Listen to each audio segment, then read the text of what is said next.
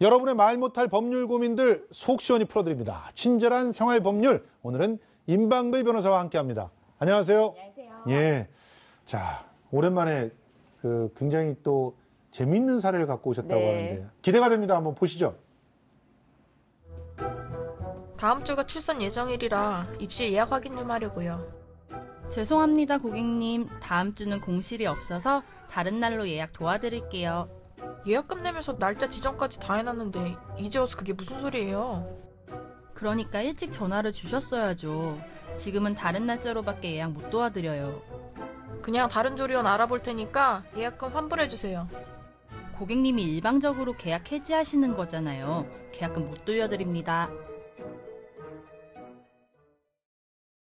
이거 굉장히 약 오르는 그런 상황인 것 같아요. 사장님의 목소리가 예. 너무 안정적이에요. 지금 출산을 바로 앞두고 산후조리를 못 들어가게 됐다면 굉장히 화가 날 상황인데요. 그러니까요. 저라면은 막 뭘 집어던질 것 같은데 네. 지금 이제는 산후조리원이 완전히 필수 코스로 자리 잡았잖아요. 그렇죠. 절반 이상의 예. 산모들이 이용하고 있습니다. 그리고 실제로 어떤 지자체에서는 아예 공공의 산후조리원을 만들어서 거의 모든 지원을 갖다가 공공에서 해줘야 된다. 이런 얘기까지 나오고 있는데 그런데 이렇게 갑작스럽게 공실 없다고 미리 예약을 했는데 취소해야 되는 경우 이거 어떻게 해야 됩니까, 이거?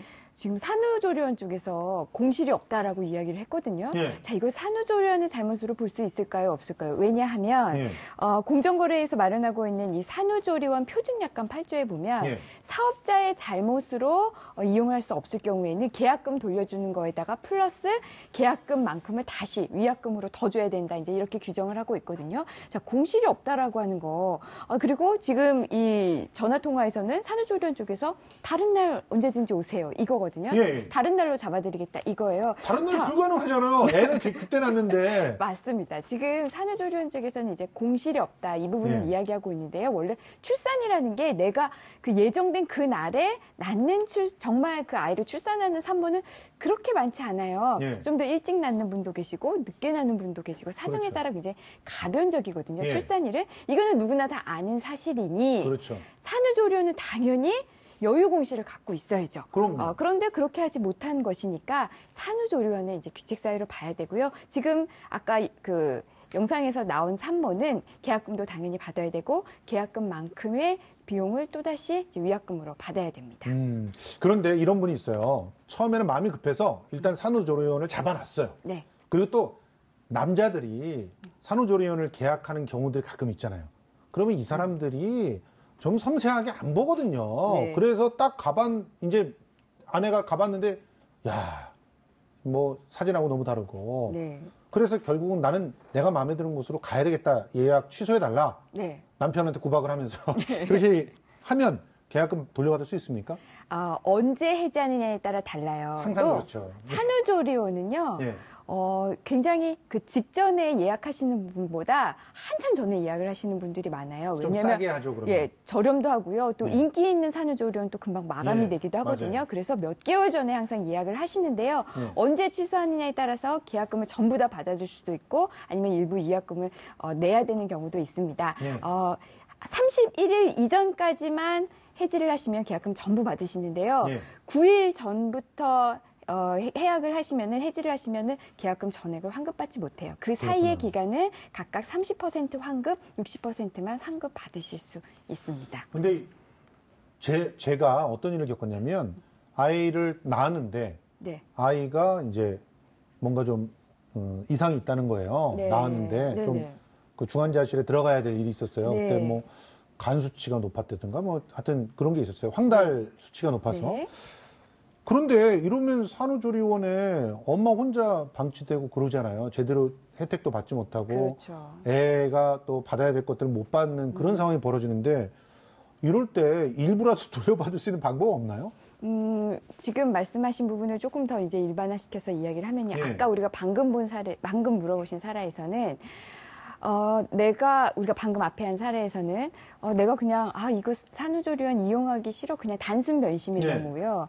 그 다음에 또 이 계약한 계약자가 이용 못하겠다고 하는 경우 중에서는 불가피한 경우가 또 있거든요. 뭐 예를 들면 지금 표준약관에서 규정하고 있는 경우로는 굉장히 이제 안타까운 사연이지만 산모가 사망하거나 태아를 사산해서 이용할 수 없는 경우이거나 아니면 이런 경우도 있어요. 어떤 병원에서 출산을 하면 좀 더 이렇게 우리 그 조리원에 하면은 좀 저렴하게 해주겠다 이런 식으로 하는 경우 있거든요. 그런데 다른 병원에서 출산하는 경우, 근데 그 이유가 응급 상황 때문에요. 그 밖에도 불가항력인 사유로 해당 산후조리원을 이용할 수 없는 경우가 있어요. 맞아요. 지방에 출장 갔는데 갑자기 거기서 애를 낳다든가. 그렇죠. 그러면 어쩔 수 없잖아요. 사실 원칙적으로 따지면은 이걸 계약한 측의 사정이기 때문에 어찌 보면 단순 변심과 비슷하게 볼 수도 있는데요. 하지만 표준약관에서는 이 이용자의 권익을 좀 더 보호하는 차원에서 이런 경우에는 위약금 없이 전액 계약금을 환급받을 수 있도록 하고 있습니다. 근데 저같이 이렇게 아이가 좀 아파서 중환자실에 며칠 있는 그런 상황에서 아이가 받지 못할 서비스 일부 환급 이런 건 힘들겠네요. 이 부분에서는 여기 규정되어 있지 않아서요. 그거는 그 산후조리원 측과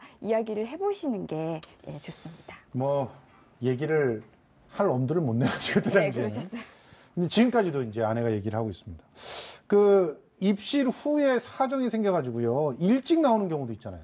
맞아요. 이번에 이제 들어갔어요. 산후조리원에 있었는데 중간에 나오게 되는 경우가 있어요. 먼저 누구 때문에 나왔느냐, 왜 나왔느냐, 그 이유에 따라서 이제 얼만큼 환급받는지가 정해지는데요. 만약에 그 조리원 측의 잘못으로 내가 거길 더 이용할 수 없게 됐다. 예를 들면 바이러스가 감염이 싹 돼가지고 맞아요. 나 빨리 애 데리고 나갈 거예요. 이런 경우도 있잖아요. 네, 맞습니다. 그런 경우가 대표적으로 사업자의 책임 있는 사유로 이제 그 산후조리원을 그만 이용하게 되는 경우인데요. 그럴 때 우리가 또 이용하시는 분들의 내가 그럼 낸 돈 전부 환불해 주세요. 이러신 분들 많거든요. 근데 그렇지 않습니다.